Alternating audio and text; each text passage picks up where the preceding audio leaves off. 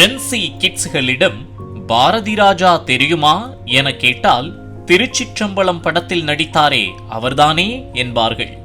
ஆனால் தமிழ் சினிமா என்பது பாரதி ராஜாவிற்கு முன் பாரதி ராஜாவிற்கு பின் என்பது அவர்கள் அறிந்திருக்க வாய்ப்பில்லை.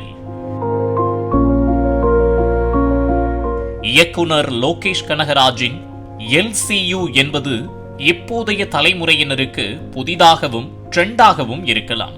ஆனால் சினிமாட்டிக் யூனிவர்ஸ் என்பதை 48 ஆண்டுகளுக்கு முன்பே நிகழ்த்தி காட்டிய முன்னோடி பாரதி ராஜா.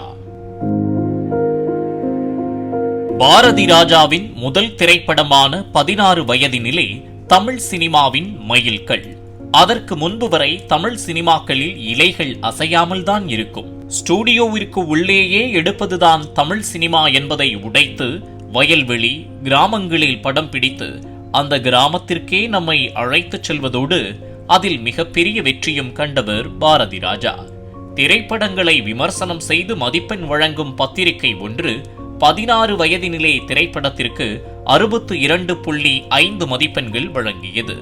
இதுவரை அந்த பத்திரிகை வழங்கிய அதிகபட்ச மதிப்பெண் இதுதான் என்பதும் குறிப்பிடத்தக்கது. 16 வயதினிலே படத்தில் மயிலுவை பாலியல் வன்கொடுமை செய்ய முயற்சிக்கும் பரட்டையை கொன்றுவிட்டு சப்பானி சிறைக்கு சென்றிருப்பான். அவனுக்காக ஒவ்வொரு நாளும் ரயில் நிலையத்தில் மயிலு தாலியுடன் காத்திருப்பது போல திரைப்படம் முடியும். இதற்கான பதிலை தனது அடுத்த திரைப்படமான கிழக்கே போகும் ரயிலில் சொல்லியிருப்பார் பாரதி ராஜா. கிழக்கே போகும் ரயில் திரைப்படத்தில் ஒரு திருமண நிகழ்வில் மொய் வசூலிக்கப்படும். அப்போது ஒலிபெருக்கியில் பெட்டிக்கடை மயிலு புருஷன் சப்பானி 5 ரூபாய் மொய் செய்துள்ளார் என அறிவிக்கப்படும். மயிலுக்கும் சப்பானிக்கும் திருமணமாகிவிட்டது என அந்த காட்சி மூலம் பாரதி ராஜா பார்வையாளர்களுக்கு தெரிவித்திருப்பார். தமிழ் சினிமாவிற்கு பாரதி ராஜா ஆற்றிய பங்கு அளவிட முடியாதது.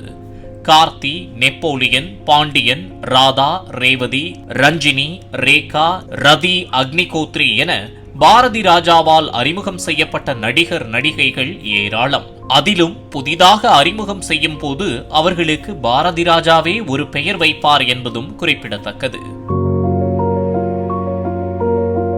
இயக்குனர் பாக்கியராஜ், மணிவண்ணன், மனோபாலா, சீமான், பொன்வண்ணன், மனோஜ்குமார் ஆகியோர் பாரதி ராஜாவின் பட்டறையில் உருவானவர்கள். தமிழ் சினிமாவின் முக்கிய இயக்குனர்களாக அறியப்படும் பலரும் பாரதி ராஜாவின் உதவி இயக்குனர்களாகவோ அல்லது அவர்களின் கிளை வழியாக வந்தவர்களே என்பது பாரதி ராஜாவிற்கு பெருமை.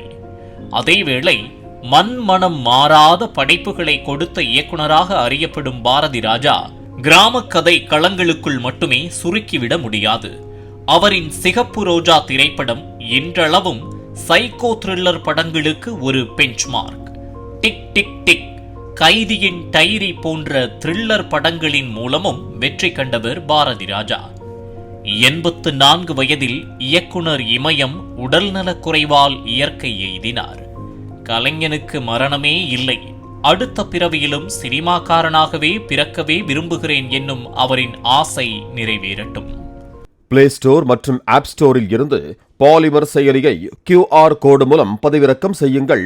செய்திகளை உடனுக்குடன் பெறுங்கள்.